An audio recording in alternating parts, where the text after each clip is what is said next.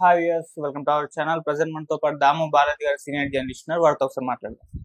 Sir నమస్కారం sir. నమస్తే sir బాహుబలిది epic cinema ఇవాళ రిలీజ్ అయింది. బాహుబలి పార్ట్ 1 అండ్ పార్ట్ 2 ని మిక్స్ చేసి మరి రిలీజ్ చేశారు. సో ఎలా అనిపించింది? ఈ మిక్స్అప్ ఎలా జరిగింది? మరి దీనికి సంబంధించి కంప్లీట్ ఎటువంటి రెస్పాన్స్ వస్తుంది? మీ రివ్యూ ఏంటి సార్ దీనిపైన? 2015లో బాహుబలి ద బిగినింగ్ అనేది రిలీజ్ అయింది. తర్వాత 2017లో బాహుబలి రెండో పార్ట్ అంటే ద కన్క్లూజన్ అనేది రిలీజ్ అయింది. ఆ రెండు మనకి లెంగ్త్ పరంగా చూసుకున్నప్పుడు బాహుబలి ది బిగినింగ్ 2 గంటల 39 నిమిషాలు ఉంది. బాహుబలి ద కన్క్లూజన్ 2 గంటల 40 నిమిషాలు ఉంది. ఓవరాల్గా మనకి 5 గంటల 26 నిమిషాలు రెండు కలిపి ఉంది. ఇప్పుడేమో బాహుబలిది ఎపిక్ పేరుతో ఆ 2 గంటల 2 సినిమాల్ని కలిపి ఒక సినిమాగా చేశారు. దాన్ని 3 గంటల 45 నిమిషాలు కంప్లీట్గా లెంగ్త్ పెట్టి ఫస్ట్ పార్ట్ సెకండ్ పార్ట్ లాగా అంటే ద బిగినింగ్ ఏమో ఫస్ట్ పార్ట్ లాగా తీసుకున్నారు. ఇదేమో సెకండ్ పార్ట్ ఇంటర్వెల్ తర్వాతదేమో సెకండ్ కన్క్లూజన్ ని కలిపారు. అయితే ఇప్పుడు దాదాపు ఒక 2 గంటల ఫిల్మ్ని 2 గంటల పైన ఫిల్మ్ని కట్ చేశారు. ఎందుకంటే అది 5 గంటల 26 నిమిషాలు కలిపేస్తే బోరు కొట్టేస్తుంది, చూడలేరు అంతసేపు. కాబట్టి దాన్ని ఎక్కడెక్కడ మంచి సీన్లు ఏవి ఉన్నాయి, ఏదేది మంచి టాక్ వచ్చింది, బెస్ట్ రిసెప్షన్ ఏవేవి ఉన్నాయి, తర్వాత ఎక్కడెక్కడ విమర్శలు వచ్చాయి, ఏ సీన్లు బాగాలేదని విమర్శలు, ఇవన్నీ దృష్టిలో పెట్టుకొని చాలా ప్లాన్డ్గా ఆ సీన్లన్నీ లేపేశారు. అంటే ఒక పాటలంతా లేపేశారు. పచ్చబొట్టేసిన మనోహరి, మమతల తల్లి, తర్వాత కన్నా నిద్రించరా, ఈ పాటలను లేపేశారు. దేవసేన ఇది లేపేశారు. సో ఇవన్నీ లేపేశారు. సో మనం ముందుగా కథగా ఒకసారి చెప్పుకుందాము. దీని ముందుగా చెప్పుకోవాలంటే ఒకసారి కాస్టింగ్ చెప్పుకోవాలంటే ప్రభాసు, రానా, అనుష్క, తమన్నా, రమ్యకృష్ణ, సత్యరాజు, నాజరు, సుబ్బరాజు వీళ్ళు ఉన్నారు. ఇక రాజమౌళి డైరెక్షన్ అయితే ఆర్కా మీడియా, సోబు యార్లగడ్డ అండ్ దేవినేని ప్రసాద్ వీళ్ళిద్దరు ప్రొడ్యూసర్లు. ఇక సెంధిల్ కుమార్ కెమెరా చేశాడు, కీరవాణి మ్యూజిక్ చేశాడు. ప్రధానంగా టెక్నికల్గా చెప్పుకోవాలంటే వీళ్ళు ఉన్నారు. సో కథగా చెప్పుకోవాలంటే మాహిష్మతి రాజ్యం ఉంటుంది. ఆ రాజ్యానికి సంబంధించిన రాజమాత ఆమె శివగామి, ఆమె బిడ్డను తీసుకొని నీటిలో కిందికి రావడం, అక్కడ తన ప్రాణాన్ని అర్పించి ఆమె బిడ్డను కాపాడడం. ఆ బిడ్డ అక్కడ ట్రైబల్స్కి దొరుకుతుంది. గూడెంలో శివుడు అనే పేరుతో పెంచుతారు. ఆ శివుడు మాటికి అక్కడ జలపాతం ఉంటుంది, పైకి వెళ్ళాలనుకుంటాడు. ఈ లోపల అవంతిక కనబడుతుంది, తమన్నా. సో అవంతిక కోసం అతను వెళ్ళిపోతాడు. అక్కడ నుంచి అవంతిక ఆమె అందం వెనక ఒక టాస్క్ మిషన్ ఉంది. ఆమె ఒక విప్లవ దీంట్లో ఒక సభ్యురాలని చెప్పి తెలుస్తుంది. దాంతో తనని కాపాడి అక్కడి నుంచి తన కర్తవ్యమే ఆమె కర్తవ్యాన్ని తన కర్తవ్యంగా భావించి సో దేవసేనని కాపాడాలనేది ఆ ప్లాన్. దేవసేనని తీసుకురావడానికి తను వెళ్తాడు. అక్కడ నుంచి ఇతను ఎవరో గుర్తుపట్టి బాహుబలి లాగా ఉన్నాడని అంటారు. దాంతో అందరూ బాహుబలి అనడం, ఇలాగా కథ నడుస్తుంది. ఆ తర్వాత ఇతనికి మెల్లగా అర్థమవుతుంది ఈ దేవసేన ఎవరు ఇదంతా కూడా. సో ఈ లోపల బెజ్జల దేవుడికి, బల్లాల దేవుడు అంటే రాణా క్యారెక్టర్, వీళ్ళకి కూడా ఇతను కొడుకు అనేది తెలుస్తుంది. సో ఫైనల్గా ఇంటర్వెల్ బ్లాక్ వచ్చేసరికి కట్టప్ప మన మహేంద్ర బాహుబలిని చంపడం అనేది దాంతో ఎండ్ చేశారు. అంటే ఫస్ట్ పార్ట్ ఎలా ఎండ్ అయిందో ఇక్కడ కూడా ఇంటర్వెల్ ముందు అలా ఎండ్ అయింది.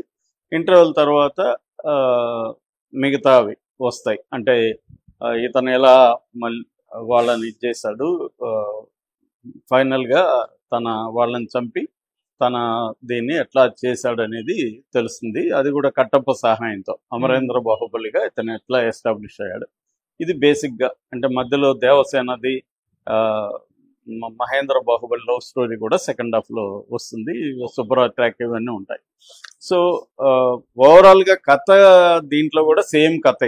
ఎక్కడ కథలో మార్పులు కానీ లేకపోతే కొత్త ఎక్కువ సీన్లు, కొన్ని 2-3 సీన్లు కొత్తగా యాడ్ చేశారు, కానీ ఓవరాల్గా సేమ్ ఫుటేజే కట్ చేశారు అంతే. కట్ చేసి ఆర్గనైజ్ చేసి దీన్ని ఒక సినిమా ఎక్స్పీరియన్స్ ఇవ్వడానికి ప్లాన్ చేశారు. అది ఎడిటింగ్ చాలా బాగా చేశారని చెప్పచ్చు. అంటే స్టోరీ ఫ్లో ఈ 2 సినిమాలు చూడని వాళ్ళు ఇది చూసినా కూడా వాళ్ళకి కరెక్ట్ గానే అనిపిస్తుంది, ఎక్కడ ఇది లేదు. కాకపోతే 2 సినిమాలు చూసిన వాళ్ళకి ఎక్కడెక్కడ కట్టే ఏవే అది ఉంటే బాగుండు అనిపిస్తుంది, పాటలు ఉంటే బాగుండు అనిపిస్తుంది. అలాంటి ఎక్స్పీరియన్స్ అయితే ఉంది. చూసిన వాళ్ళకి కొన్ని చోట్ల డిసప్పాయింట్ అయితే కలుగుతుంది. ఆల్రెడీ బాగున్నాయి రొమాన్స్ ఇవన్నీ నచ్చిన వాళ్ళకి ఇప్పుడు ఏంటంటే వాయిస్ ఓవర్తో చెప్పేశారు అదంతా. ఆమె అవంతికకి అతనికి ఉండే లవ్ స్టోరీని మన రాజమౌళి వాయిస్ ఓవర్తో లాగిచ్చేశారు.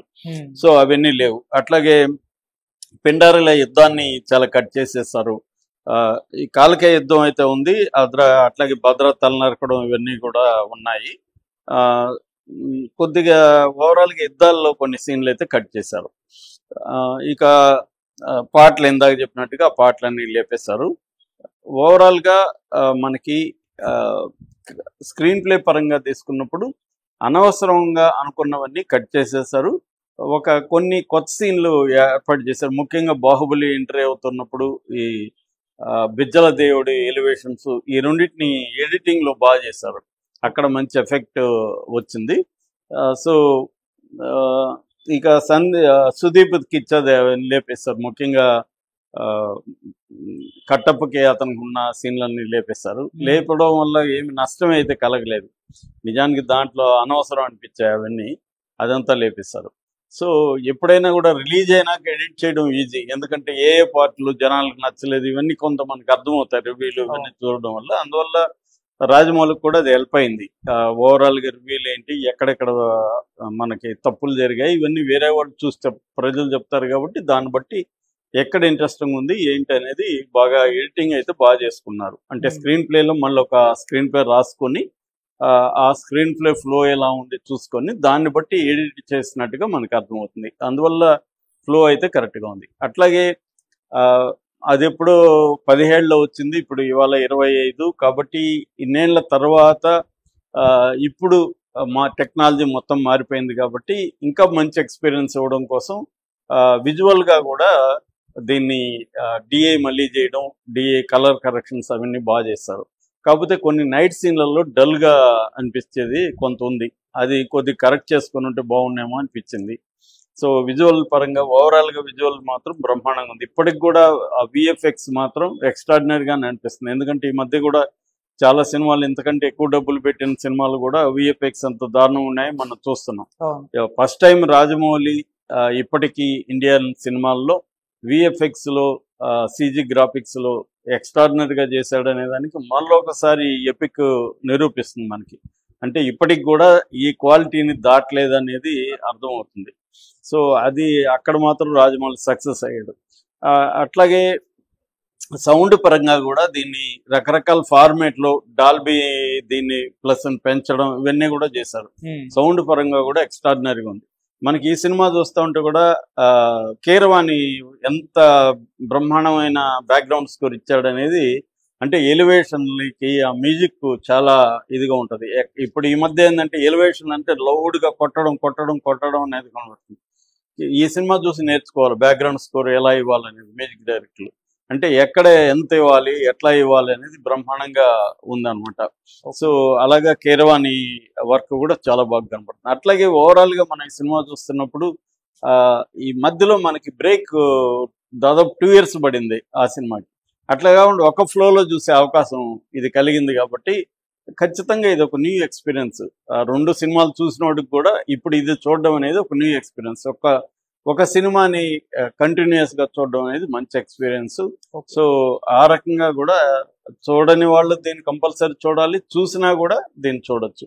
అయితే ఇక పెర్ఫార్మెన్స్లు కూడా మనకి ఇప్పటికి కూడా మళ్ళీ ప్రభాస్ ఈ స్థాయిలో లేడు. ఆ తర్వాత ఏ సినిమాలో కూడా ప్రభాస్ దీంట్లో ఉన్నట్టుగా ప్రభాస్ లేదు. మళ్ళీ ప్రభాస్ ఫ్యాన్స్కి కూడా ఇది పండగ. మామూలు వాళ్ళకి కూడా ప్రభాస్ని కానీ ఈవెన్ రానా కూడా ఆ తర్వాత ఎక్కడ ఈ ఫెరోసెస్ ఈ స్టైల్లో లేడు. మరి ఈయన ఏం మ్యాజిక్ చేశాడు వీళ్ళని ఎంత బాగా చూపించగలిగాడు అనేది ఇప్పటికీ మనకు అనిపిస్తుంది. ఈవెన్ అనుష్క కూడా తర్వాత ఘోరంగా తయారైపోయింది. అనుష్క మొన్న వచ్చిన సినిమాల్లో కూడా అసలు బాగాలేదు. కానీ ఈ సినిమాలో పర్ఫెక్ట్ గా కాస్టింగ్ అనేవన్నీ ఇప్పటికి కూడా చాలా బాగున్నారు అందరు ఆర్టిస్టులు కూడా. డిజైనింగ్, క్యారెక్టర్ డిజైనింగ్ కూడా చాలా వండర్ఫుల్ గా ఉంది. సో ఓవరాల్ ఫ్లోలో చూసుకున్నప్పుడు ఈ సినిమా వండర్ఫుల్ గా ఉంది. కాకపోతే ఏంటంటే మైనస్ ఎక్కడ వస్తుందంటే ఇంకా కొంచెం చేసే 3 గంటల 45 నిమిషాలు అంటే ఇంటర్వెల్ ముందు వెనక కలుపుకుంటే 4 గంటల ప్లస్ అవుతుంది. 4.5 hours అయిపోతుంది మొత్తం. మనం ముందు వెళ్ళి కాసేపు సెటిల్ అయ్యి అంతా అయ్యేసరికి అంటే ఒక 5 hours 5.5 hours ఈ సినిమా కోసం హాఫ్ డే స్పెండ్ చేయాలి. అదొక్కటి కొద్దిగా ఇబ్బందిగా అనిపిస్తుంది నాలాంటి వాళ్ళకి. 5 hours స్పెండ్ చేసి సినిమా చూడాలా అనిపిస్తుంది, ఎందుకంటే అన్నిట్లో వచ్చేసింది కదా. కానీ ఆ థియేటర్లో ఎక్స్పీరియన్స్ కోసం చూడొచ్చు. ఇంకొక 20 minutes లేపేసి ఉండొచ్చు, 15 to 20 minutes లేపేసి ఉండొచ్చు అని అయితే నాకైతే అనిపించింది. కొన్ని సీన్లు అనవసరం సీన్లు కొన్ని ఉన్నాయి, అవి అయితే లేపేసి ఉండొచ్చు అని.